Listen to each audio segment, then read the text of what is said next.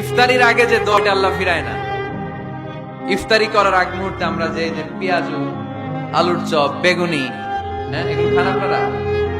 রুয়াবজার শরবত খান নাকি? এই যে সাজায় রাখা হয় ডিজাইন করে, এইগুলো রেখে যখন দোয়া করেন, এই দোয়াটা আল্লাহ শুনে খুব। আল্লাহ বলে, কিরে ফেরেশতারা ঘটনা কি, এত খাবার কেন?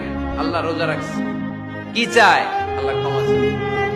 তো খায় না যে তৃষ্ণার, তো আল্লাহ আপনার ভয় আমারা দেখছে না, আল্লাহ আপনারা দেখে নাই, জান্নাত দেখে নাই, আমার জাহান্নাম দেখেছে আল্লাহ কিন্তু জানে, তারপরে ফেরেশতাদের মুখ থেকে বের করা হবে। সুবহানাল্লাহ পড়েন। আমার জাহান্নাম দেখেছি কিনা বলো? ফেরেশতারা বলে না, জাহান্নাম দেখে নাই।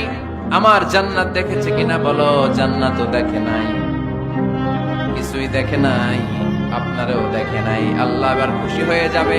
আমার খুশির জন্য আমার ভয়ে তৃষ্ণার্ত ক্ষুধার্ত সামনে খাবার হাত বাড়ালেই খেতে পারে, গ্লাসটা তুললেই পান করতে পারে, আমার ভয়ে খায় না। আমার ক্ষমা চায়, আমার কাছে ক্ষমা